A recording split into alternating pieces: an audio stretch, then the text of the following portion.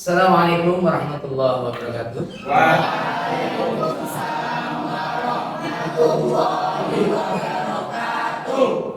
Bismillah, alhamdulillah, wassalatu wassalamu ala rasulillah, la haula wala quwwata illa billah, ma ba'da.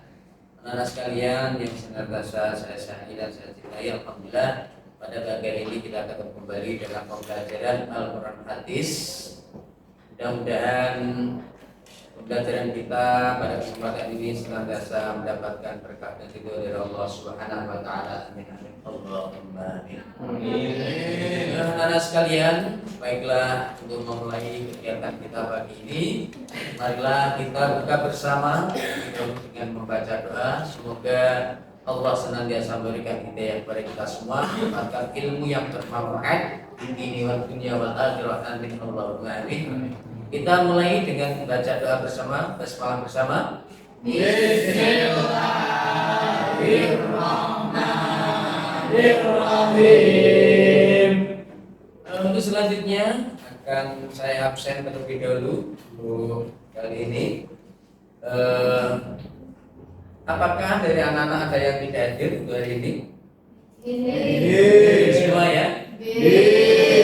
Dinas ada, Fajar ada, kemudian hari ini juga ada. Semuanya ada ya anak-anak ya? Oke, terima kasih. Berikutnya biar lebih semangat anak-anak ya, pembelajaran kita nanti yaitu membahas tentang kewajiban berdakwah terkait Quran surat An-Nahl ayat 125 dan surat Asy-Syu'ara ayat 214 216. Anak-anak lebih semangat lagi ya anak-anak ya? Kita akan yel-yel dulu sebentar ya. Siapa anak pintar tunjuk jari? Saya. Anak IPA tunjuk jari? Saya. Semua anak IPA pintar-pintar, semua anak IPA pintar-pintar.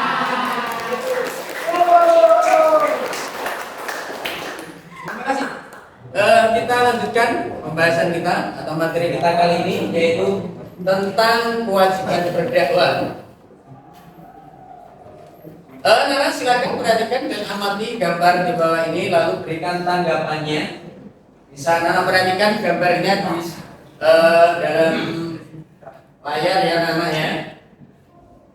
Itu ada gambar orang berada di atas podium, kemudian ada juga orang berada di depan mic. Anak-anak bisa ambil kesimpulan kira-kira ini gambar orang mengadakan kegiatan apa, begitu ya? Nah, ini nanti anak-anak akan saya bagi dalam 4 kelompok. Kelompok 1, kelompok 2, kelompok 3, dan kelompok 4. Masing-masing kelompok silakan nanti memberikan tanggapan, ya, memberikan tanggapan, kemudian nanti memberikan kesimpulan dari materi yang saya sampaikan, dan nanti didiskusikan, kemudian dipresentasikan di depan. Oke? Selanjutnya anak, langsung saja setelah anak mengamati gambar di bawah ini, kemudian kita akan melanjutkan pada materi pembahasan, yaitu membangun budaya kritis melalui dakwah. Quran surat An-Nahl ayat 125, Quran surat Asy-Syu'ara ayat 214 dan sampai 216. Untuk berikutnya anak-anak, tujuan pembelajaran adalah hasil nanti yang harus anak-anak capai ya. Yang pertama, siswa dapat membaca Quran surat An-Nahl ayat 125, Quran surat Asy-Syu'ara 214 sampai 216. Kemudian yang kedua, siswa dapat menunjukkan makna mufrad ya. Quran surat An-Nahl 125, Quran surat Asy-Syu'ara 214 sampai 216. Yang ketiga, siswa dapat menerjemahkan Quran surat An-Nahl 125, Quran surat Asy-Syu'ara 214 sampai 216. Dan yang keempat, siswa dapat menjelaskan isi kandungan Quran surat An-Nahl 125, Quran surat Asy-Syu'ara 214 sampai 216. Dilanjut dengan yang kelima, yaitu terkait dengan keterampilan anak-anak. Siswa dapat menulis dan menghafal Quran surat An-Nahl 125, Quran surat Asy-Syu'ara 214 sampai 216 untuk kemudian diamalkan dalam kehidupan sehari-hari. Begitu ya anak-anak ya? Untuk selanjutnya kita akan materi Quran Surat Al-An'am ayat 125. Sebagai indikator pertamanya adalah anak-anak bisa membaca. Mohon untuk anak-anak untuk bisa membaca, saya minta tolong pada saudari Nadiatun. Silakan dibaca. Bismillahirrahmanirrahim. Ud'u ila sabili rabbika bil hikmati wal mau'izatil hasanah wajadilhum billati hiya ahsan. Inna rabbaka huwa a'lamu biman dhalla 'an sabilihi wa huwa a'lamu bil muhtadin. Terima kasih saudari Nadiatun, dan baca sudah bagus sekali ya. Untuk yang berikutnya kita bisa lihat di situ makna mufradatnya. Nah, perhatikan ud'u artinya apa anak? Serulah. Kemudian bil hikmah. Al mau'izah hasanah. Ahsan. Ahsan artinya Yang Dola artinya terima kasih. Itu arti daripada makna mufradat yang ada dalam surat An-Nahl ya. Untuk berikutnya anak-anak sekalian, kita akan lanjut pada terjemahan ya. Artinya serulah manusia kepada cara Tuhanmu dengan hikmah dan pelajaran yang baik, dan bantahlah mereka dengan cara yang lebih baik. Sesungguhnya Tuhanmu dialah yang lebih baik mengetahui tentang siapa yang tersesat dari jalannya, dan dialah yang lebih baik mengetahui orang-orang yang mendapatkan petunjuk. Itu terjemahnya. Berikutnya ada penjelasan bahwa dakwah merupakan salah satu tugas para nabi dan juga para rasul. Berdakwah itu sangat mulia karena misi dari dakwah adalah menebar kebaikan, mengajak orang lain untuk berbuat kebaikan, melarang mereka untuk melakukan kemaksiatan dan kerusakan di bumi ini. Tujuan pelaksanaan dakwah adalah terwujudnya semangat untuk mengamalkan nilai-nilai agama secara total di muka bumi ini. Karena manusia adalah sebagai khalifah fil alam. Itu ya anak ya. Mungkin sampai di sini ada yang tanya? Saya Pak. Oh, silakan. Apakah dalam berdakwah perlu metode-metode dalam berdakwah Pak? Terima kasih. Sebuah pertanyaan dari siapa ya? Citra ya. Citra. Ini sebuah pertanyaan sangat bagus. Dakwah itu memang perlu yang namanya metode. Nah, ini dalam Al-Quran disampaikan bahwa metode dakwah ada 3. Yang pertama dengan cara hikmah. Cara al-hikmah yang dimaksud al-hikmah biasanya diartikan dengan bijaksana. Artinya bahwa dalam berdakwah adalah pengetahuan yang mendalam tentang kandungan Al-Quran dan As-Sunnah serta dalil yang kuat. Artinya bahwa seorang juru dakwah harus membekali dirinya dengan ilmu yang dibutuhkan dalam kegiatan dakwahnya, khususnya yang berkaitan dengan Al-Quran dan As-Sunnah. Jadi orang dakwah itu harus memiliki ilmu itu disampaikan, yang dimiliki itu yang diketahui disampaikan, namanya dengan al-hikmah. Kemudian yang kedua dengan cara al-mau'izah. Mau'izah itu adalah wejangan atau nasihat. Ini memberikan ceramah atau memberikan nasihat-nasihat kepada orang-orang yang tidak dakwai. Dan yang ketiga yaitu dengan al-mujadalah. Yang dimaksud mujadalah yaitu bahwa seorang juru dakwah berargumentasi dengan lawan bicaranya. Mereka masing-masing menyampaikan pandangan hidupnya sesuai dengan dalil yang dimilikinya. Artinya berdebat dengan menghasilkan sebuah ilmu pengetahuan yang baru yang tidak menimbulkan pertikaian. Itu ya. Demikian Mbak Citra ya. Sudah bisa dipahami ya. Untuk dakwah-dakwah itu ada metodenya gitu. Berikutnya kita lanjut pada isi kandungan. Yang pertama, dakwah hukumnya adalah wajib bagi setiap muslim, dan berdakwah adalah memakai cara bijaksana, menghitungkan yang baik dan perbuatan yang berhubung nilai positif dan manfaat. Begitu isi dakwah adalah berkat hidayah dari Allah. Itu selanjutnya anak.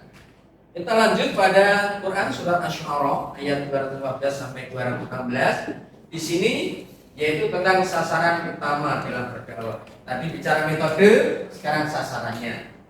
Mohon untuk dibacakan Mas Najlinas ya. Silakan Mas. Bismillahirrahmanirrahim. Wa anfir asiratakal aqrabin wa bijjanaha liman taba'aka minal mu'minin wa in asauka faqul inni bari'um mimma ta'malun. Ya, terima kasih. Bacaan sudah bagus. Langsung saja kita lanjut pada makna mufradat. Andir artinya apa Nana? Andir. Peringatkanlah asyirataka. Al-aqrabin terdekat. Ikut rendahkanlah. Kemudian setelah kita tahu akan makna mufradatnya, kita berlanjut sekarang pada terjemahan. Terjemahan Quran surah Asy-Syu'ara artinya adalah dan berilah peringatan kepada kerabat-kerabatmu yang terdekat dan rendahkanlah dirimu terhadap orang-orang yang mengikutimu, yaitu orang-orang yang beriman. Jika mereka mendurhakai, maka katakanlah sesungguhnya aku tidak bertanggung jawab terhadap apa yang kamu kerjakan. Ini terjemahan dari Quran surat Asy-Syu'ara.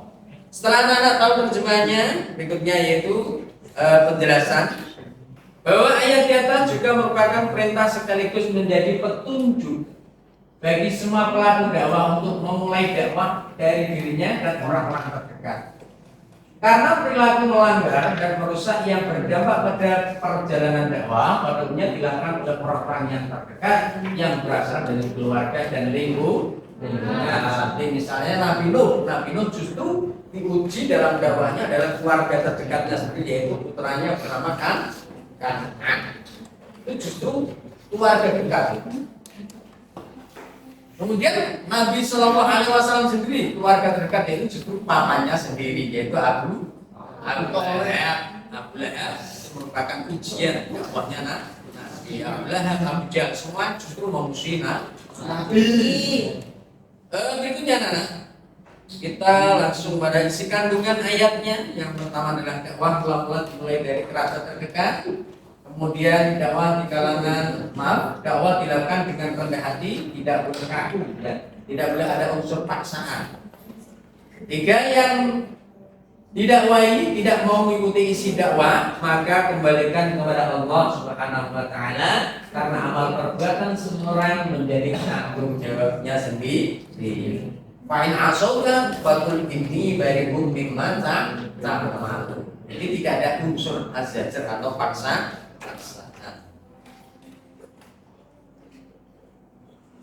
Selanjutnya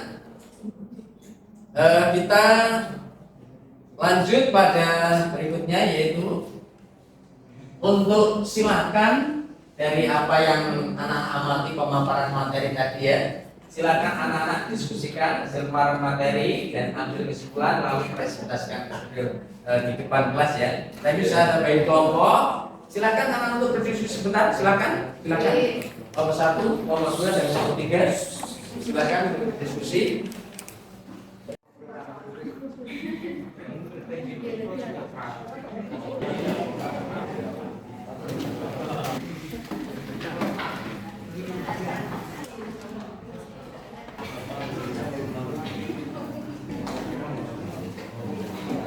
Oke anak-anak sekalian, ya, setelah anak-anak tadi mengamati gambar, kemudian mengamati serta mencermati materi yang telah saya sampaikan dan paparkan, kemudian juga anak sudah mendiskusikannya. Silakan anak-anak untuk presentasikan hasil diskusi anak-anak. Silakan. Saya panggil kelompok Arin, silakan maju.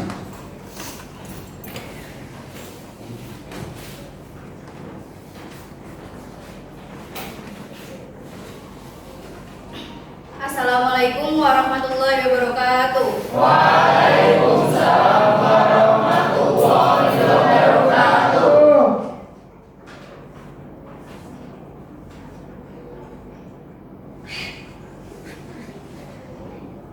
Baiklah teman-teman, kalian bisa lihat hasil kesimpulan dari diskusi kelompok kami. Gambar yang kami amati di atas adalah gambar orang yang melakukan dakwah. Yang pertama, berdakwah hukumnya adalah wajib bagi setiap muslim. Yang kedua, metode dalam dakwah ada 3, yaitu hikmah, menyampaikan ilmu pengetahuan dengan dalilnya. Mau'izah hasanah yaitu dengan memberi wejangan atau nasihat. Mujadalah yaitu dengan diskusi atau debat yang menghasilkan nilai positif dan manfaat. Yang ketiga, adapun sasaran dalam dakwah utamanya adalah kerabat terdekat dulu, baru merambah ke orang lain. Dalam yang terakhir, dalam berdakwah tidak diperbolehkan adanya unsur azzajar atau paksaan. Jadi kesimpulan diskusi kami, apakah ada tanggapan? Saya sependapat.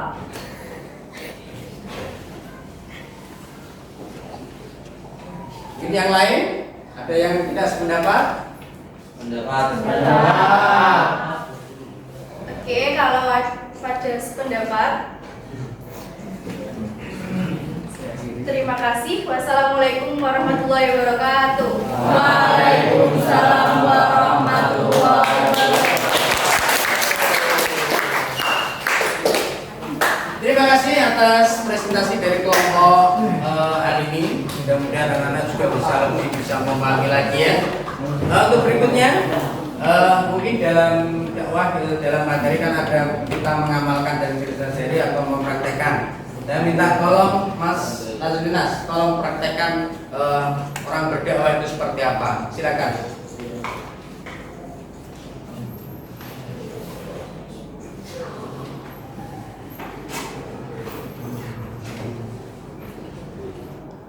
Assalamualaikum warahmatullahi wabarakatuh. Waalaikumsalam warahmatullahi wabarakatuh. Bismillahirrahmanirrahim. Alhamdulillahirabbil alamin. Wassalatu wassalamu ala asrofil anbiya wal mursalin sayyidina wa maulana Muhammadin wa ala alihi wa sahbihi ajmain. Amma ba'd. Saudara-saudari kaum muslimin kaum muslimat yang saya hormati, kita tahu bahwa Nabi kita Muhammad SAW diutus untuk menyempurnakan akhlak sebagaimana dalil innama bu'istu liutamima makarimal akhlak, yang artinya sesungguhnya aku diutus untuk menyempurnakan akhlak. Oleh karena itu kita sebagai kaum muslimin harus memiliki akhlak yang mulia. Dan tidak cuma memiliki akhlak yang mulia, tapi kita harus mengamalkan akhlak mulia tersebut. Sekian dari saya, terima kasih. Wassalamualaikum warahmatullahi wabarakatuh. Waalaikumsalam warahmatullahi wabarakatuh.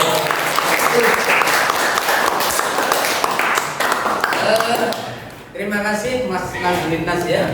Anak-anak sekalian, itu adalah contoh daripada berdakwah sebagaimana disampaikan oleh Mas Nazrinas ya. Anak-anak sekalian, baiklah karena waktu sudah menunjukkan berakhirnya pertemuan kita. Baiklah, pertemuan kita mari kita akhiri. Sebelum kita akhiri, terlebih dahulu saya sampaikan bahwa kesimpulan daripada materi kita tadi adalah yang pertama adalah dakwah hukumnya wajib, kemudian berdakwah ada metodenya, kemudian dalam berdakwah tidak boleh ada unsur jajar atau paksaan. Untuk selanjutnya anak kita akan ketemu di lain kesempatan atau pertemuan yang akan datang dengan materi yaitu amar ma'ruf dan nahi munkar. Oleh karena itu silakan anak-anak pahami dan pelajari materi tersebut di dalam buku ajar yang sudah anak-anak punyai atau anak-anak miliki ya. Baiklah, mari kita akhiri pertemuan kita pada pertemuan kita kali ini dengan bacaan hamdalah bersama. Terima kasih. Wallahul muwaffiq ila aqwamit thoriq. Assalamualaikum warahmatullahi wabarakatuh.